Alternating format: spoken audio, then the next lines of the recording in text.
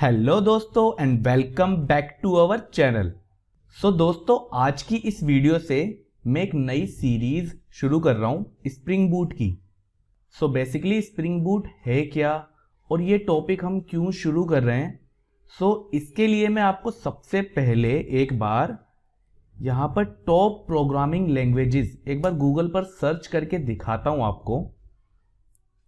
आप उसमें से देख सकते हो JavaScript, Python, Java, Kotlin, Swift, C plus plus, PHP, Golang, ये सारे रिजल्ट आपको मिलेंगे। और एज पर चैट जीपीटी भी अगर मैं देखूं तो यहां पर आप देख सकते हो जावास्क्रिप्ट, पाइथन, जावा, ये सारी टॉप लैंग्वेजेस आपको मिलेंगी। स्प्रिंग बूट क्या है? जैसा कि आप यहां पे देख ही सकते हो, Spring Boot is an open source Java based framework used to create standalone application। आप यहां पर देख ही सकते हो Spring Boot क्या है। एक फ्रेमवर्क ही है जावा का जिसके बिहाफ पर आप कोई भी वेब एप्लीकेशन बना सकते हो। और मैं जिस तरीके से आपको बताऊंगा वो बिल्कुल सिंपल होने वाला है, आपको ज़्यादा कुछ नहीं करना उसके लिए। जैसा कि आप यहां पर देख ही सकते हो कि एक प्रोजेक्ट हमारा स्प्रिंग बूट का लोकल यहां पर चल रहा है और आप देख सकते हो स्प्रिंग बूट का प्रोजेक्ट है और एक वेब पेज हमने रीडायरेक्ट कराया है इस तरीके से। आज की इस वीडियो में हम सीखेंगे कि हम एक स्प्रिंग बूट का प्रोजेक्ट कैसे बना सकते हैं और एक JSP पेज या फिर एक पेज अपने लोकल सर्वर से रन कैसे करा सकते हैं स्प्रिंग बूट की सहायता से। दोस्तों इसके लिए आपको कुछ टॉपिक्स पढ़ने होंगे। आप बस ये सीरीज कंटिन्यू करते रहना, आपको ज़्यादा दिक्कत नहीं होगी।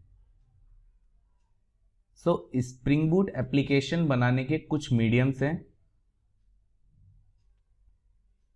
या तो हम किसी भी टूल पर जाके वहां से प्रोजेक्ट क्रिएट कर सकते हैं। अब ये टूल का मतलब है कोई भी सॉफ्टवेयर, जस्ट लाइक आप ये देख सकते हो इंटेलिजे या फिर इक्लिप्स या फिर STS। हम बनाएंगे स्प्रिंग इनिशियलाइजर की मदद से एक स्प्रिंग बूट एप्लीकेशन। आप ये पाथ देख सकते हो start.spring.io। यहाँ पर हम प्रोजेक्ट का टाइप एक बार आप देख सकते हो, लैंग्वेज देख सकते हो किस लैंग्वेज में आप वो प्रोजेक्ट क्रिएट करना चाहते हो और स्प्रिंग बूट का कौन सा वर्जन चाहते हो आप। हम प्रोजेक्ट का टाइप जो है वो सिलेक्ट करते हैं Maven, लैंग्वेज सिलेक्ट करते हैं जावा एंड स्प्रिंग बूट का यही वर्जन रहने देते हैं 3.2.1। और यहाँ पे आप ग्रुप, आर्टिफैक्ट नेम, डिस्क्रिप्शन या फिर पैकेज नेम चेंज करना चाहते हो तो वो दे सकते हो। पैकेजिंग हमें चाहिए वॉर, हम एक वार फाइल बनाएंगे। और जावा का कौन सा वर्जन आप यूज करना चाहते हो, 21 या फिर 17। आप जिसमें कंपेटिबल हो वो वर्जन आप सिलेक्ट कर लें। और उसके बाद आप यहाँ पे कुछ डिपेंडेंसीज भी ऐड कर सकते हो। मैं कुछ डिपेंडेंसीज ऐड कर दे रहा हूं, जस्ट लाइक JPA। हम डाटाबेस कनेक्शन के लिए MySQL यूज करेंगे। दोस्तों बस इतनी सी कॉन्फ़िगरेशन आपको यहां पर करनी है एंड देन आपको इस जनरेट वाले बटन पर क्लिक करना है। आप देख सकते हो आपके सामने एक जिप फाइल डाउनलोड हो जाएगी। बस इस जिप फाइल को मैं एक बार एक्सट्रैक्ट कर लेता हूं अपने डेस्कटॉप पर। आप ये देख सकते हो एक जिप फाइल यहां पर एक्सट्रैक्ट हो चुकी है और ये हमारे कुछ स्प्रिंग बूट के प्रोजेक्ट की रिक्वायरमेंट्स, डिपेंडेंसीज जो भी हमने सिलेक्ट करी थी वो यहां पर हैं। हम जो सॉफ्टवेयर यूज करेंगे वो हम इक्लिप्स भी कर सकते हैं, इंटेलिजे भी कर सकते हैं। मेरे पास अभी इंटेलिजे इंस्टॉल्ड है, मैं आपको इसी पर ही वो प्रोजेक्ट ओपन करके और उसमें कैसे आपको क्या क्या करना है उसके बारे में बताऊंगा। आप यहां पर देख सकते हो, यहां पर आप फाइल्स पे जाओगे, देन हम क्लिक करते हैं ओपन पर। सो हम ये प्रोजेक्ट यहाँ पर सिलेक्ट करके और ओके पर क्लिक कर देते हैं।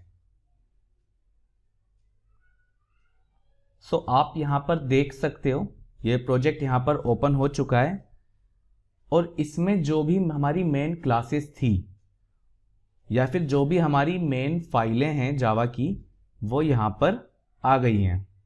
आप देख सकते हो ये वाली क्लास हमारी जो स्प्रिंग बूट एप्लीकेशन की, जिस पे ये एनोटेशन लगी हुई है।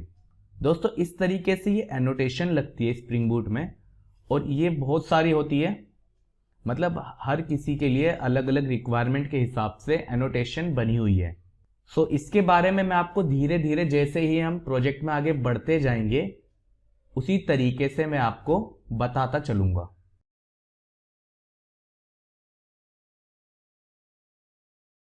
सो दोस्तों हमारे पास स्प्रिंग बूट एप्लीकेशन में कुछ मेन फाइल्स होती हैं, जैसा कि आप ये देख ही सकते हो ये हमारी मेन क्लास है।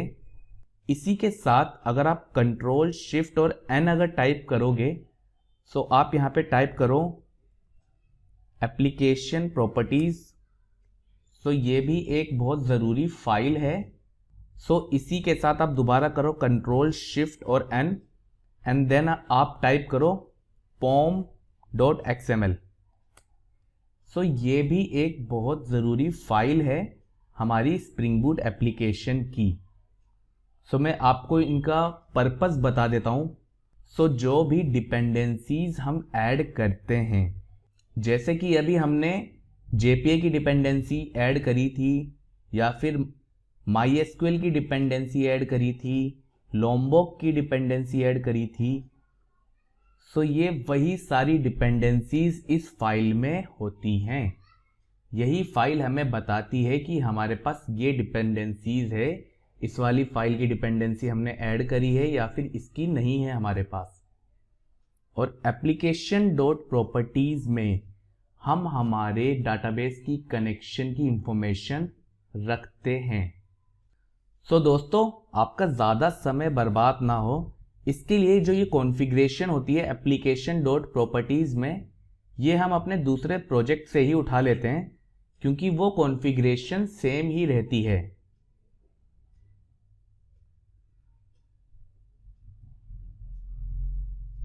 सो बस यहाँ पे आप पोर्ट चेंज कर लें, जिस भी पोर्ट पर आप अपना प्रोजेक्ट रन करना चाहते हो आप वो पोर्ट नंबर यहाँ पर डाल दें। जैसे कि आप यहाँ पर देख सकते हो, इससे पहले हमारा जो प्रोजेक्ट चल रहा था ये वाला, वो हमारा 8085 पर चल रहा था, बट अभी जो हमने नया प्रोजेक्ट बनाया है उसका पोर्ट नंबर मैंने दिया है यहाँ पे 8086। और यहाँ पर आप देख सकते हो जो भी हमारा डाटाबेस है वहाँ पर हमारे पास जो भी डाटाबेस हमारा क्रिएट अगर नहीं है तो हमें क्रिएट करना पड़ेगा, और उसके अंदर का जो भी स्ट्रक्चर होगा टेबल का वो हमें बनाना पड़ेगा। ये हम धीरे धीरे आगे सीखते रहेंगे। सो आप यहाँ पे देख सकते हो बाय डिफ़ॉल्ट MySQL का जो यूज़र नेम और पासवर्ड है वो रूट है, और यहाँ पे कुछ पेजेस की कॉन्फ़िगरेशन करी है। अभी के लिए आपको इतना समझ आ गया होगा थोड़ा बहुत। और डाटाबेस नेम आप ये देख सकते हो। सो ये एक बार मैं आपको दिखा देता हूँ डाटाबेस ये क्या करता है। हम चलते हैं MySQL client and then password, और मैं यहाँ पर टाइप करता हूँ शो डाटाबेसेस। सो आप यहाँ पर देख सकते हो एक टेक परिचय नाम से डाटाबेस ऑलरेडी क्रिएटेड है। अगर आपके पास डाटाबेस क्रिएटेड नहीं होगा सो आप क्रिएट कर सकते हो, क्रिएट डाटाबेस डेमो 1। सो अगर मैं अब शो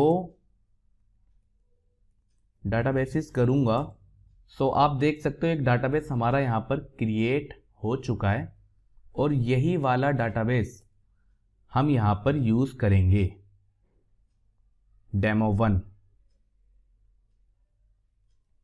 सो इतनी कॉन्फ़िगरेशन अगर आप करते हो, और उसके बाद अब हमें चलना है एक पेज बनाना है, जो भी हमारा डिज़ाइन है, जो भी हमारा व्यू है स्प्रिंग बूट एप्लीकेशन का, वेब एप्लीकेशन का, वो हमें दिखेगा। सो वो हमें पेज बनाना है एक। सो उस पेज को बनाने के लिए हम यहाँ पर आप ये देख सकते हो, ये वाला स्ट्रक्चर मेन के अंदर जावा पैकेज बना हुआ है, उसके अंदर एक रिसोर्सेज का पैकेज बना हुआ है। सो हम यहीं पर ही एक पैकेज और बनाएंगे और उसका नाम देंगे वेब ऐप।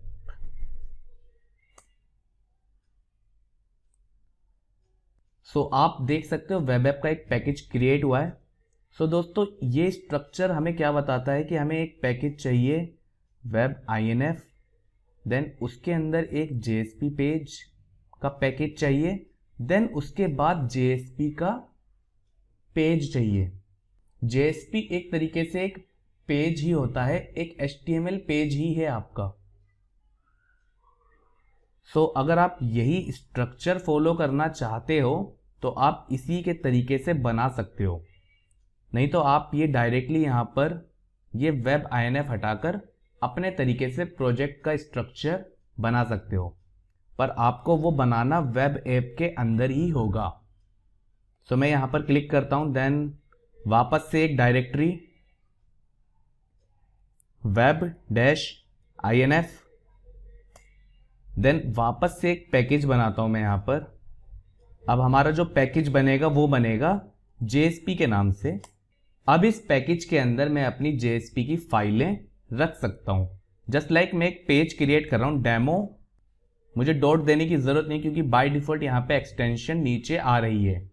सो मैं डेमो दे देता हूँ एंड देन एंटर।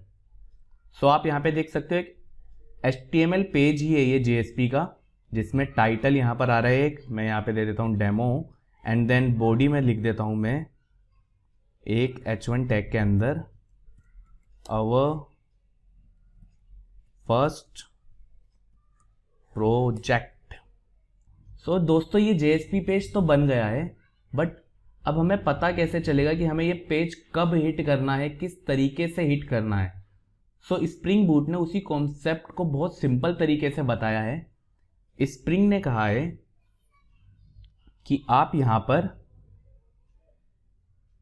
आप देख सकते हो, यहाँ पर आप अपने डाटाबेस या अपनी कॉन्फ़िगरेशन के हिसाब से पैकेज बनाइए। आपको जो भी API बनानी है वो बनाइए, जो भी पेजेस के लिए URL रीडायरेक्ट करने हैं वो बनाइए, जो भी एंटिटीज़ बनानी है एंटिटीज़ बनाइए, जो भी मेथड बनाने हैं मेथड बनाइए।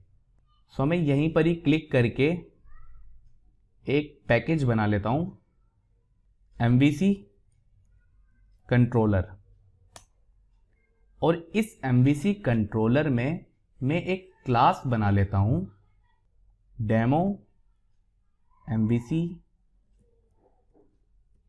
कंट्रोलर। सो दोस्तों आई होप आपको ये समझ आ रहा होगा। सो ये जो क्लास हमने बनाई है, इसमें मैंने आपको अभी थोड़ी देर पहले स्प्रिंग की कुछ एनोटेशंस के बारे में बताया था। जैसे कि हमने यहाँ पर देखा था एक स्प्रिंग बूट एप्लीकेशन एनोटेशन लगी थी हमारी मेन क्लास पर। इसी तरीके से ये जो MVC वाली क्लास बनाई है हमने, उस पर एक एनोटेशन लगेगी @controller,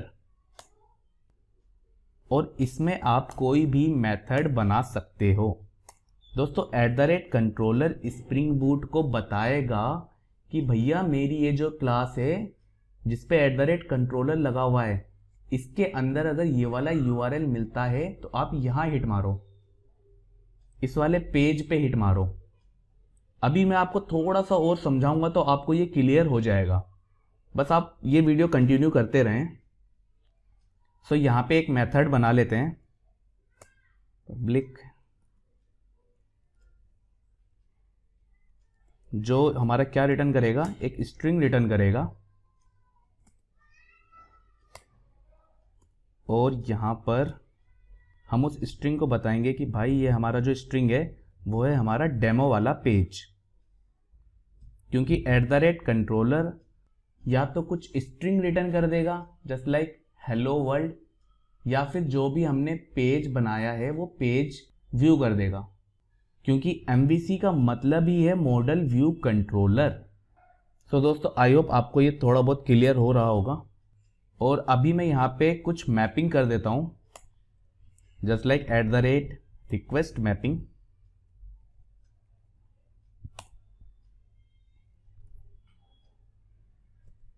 और यहाँ पर भी मैं कर देता हूँ @request मैपिंग। सो दोस्तों बस इतना सा काम था, जो आपने JSP पेज बनाया है ये वाला, उसको रीडायरेक्ट कराने का। सो आई होप आपको समझ आ रहा होगा। हमने क्या करा है, हमने करा है एक पेरेंट मैपिंग दे रखी है MVC/डेमो, उसके अंदर एक फिर /डेमो के साथ हमारा जो पेज है वो कॉल हो जाएगा। अभी यहाँ पर 3-4 बार डेमो आ गया है, सो आई थिंक आप लोग कंफ्यूज हो रहे होंगे। सो एक मिनट दो बस मुझे, मैं यहाँ पे करता हूँ फर्स्ट। सो अभी जो हमारा पाथ रहेगा वो रहेगा localhost 8086/MVC/pages/first। देन हमारा जो पेज है ये वाला, वो इस फर्स्ट पर कॉल हो जाएगा। सो मैं आपको एक बार ये कॉल करके दिखा देता हूँ। सो दोस्तों ये जो स्प्रिंग बूट एप्लीकेशन है, इसको आप यहाँ पे देख सकते हो, आप रन कर सकते हो। अगर आपको स्प्रिंग बूट एप्लीकेशन क्रिएट करने में कुछ भी इशू आया हो, सो आप नीचे कमेंट करना, मैं उसका रिप्लाई डेफिनेटली करूँगा। सो आप यहाँ पे देख सकते हो, मैं इसे एक बार कर देता हूँ रन। देन ये हमसे कहेगा कुछ अनेबल करने के लिए एनोटेशन, देन हम इसे परमिशन दे देते हैं। देन आप यहाँ पे एक मैसेज देखोगे, Tomcat started on port 8086 successfully. आप यहाँ पे देख सकते हो हमारी जो डेमो एप्लीकेशन है वो स्टार्टेड हो चुकी है। सो अब हम चलते हैं एक बार हमारे ब्राउज़र पर, एंड देन हम लिखते हैं localhost 8086, और उसके बाद हमने पाथ क्या दिया था, एक मिनट, यहाँ पर आप देख सकते हो MVC/pages, देन FIRST, देन मैं करता हूँ एंटर। सो दोस्तों कुछ एरर आ रही है, just give me a minute. So दोस्तों हम एक डिपेंडेंसी मिस कर गए, जो है जास्पर की। जास्पर डिपेंडेंसी जावा के जो JSP पेजेस होते हैं, जब भी हम हिट करते हैं उसको दिखाने के काम आती है। सो मैंने बताया था आपको pom.xml जो है हमारी सारी डिपेंडेंसीज वाली फाइल है। सो ये बहुत इंपॉर्टेंट फाइल है। सो हम ये डिपेंडेंसी मिस कर गए। सो मैं यहाँ से इसे करता हूँ कॉपी, एंड देन हम अपने pom.xml फाइल में आते हैं। देन यहाँ पर आके मैं इसको यहाँ पर लास्ट में ऐड करता हूँ। सो यहाँ पे आप एक रीइंपोर्ट का ऑप्शन देख सकते हो, जस्ट लाइक रीलोड का। जो भी मेवन की डिपेंडेंसी यहाँ पर हमने ऐड करी होगी या करी है, हम उसे यहाँ पर लोड कर लेते हैं या रिलोड कर लेते हैं। आप इसे यहाँ पर मेवन पर जाकर देन यहाँ पर क्लिक करके भी कर सकते हो। देन आई थिंक ये रिलोड हो चुकी है, और अब मैं करता हूँ प्रोजेक्ट को स्टार्ट।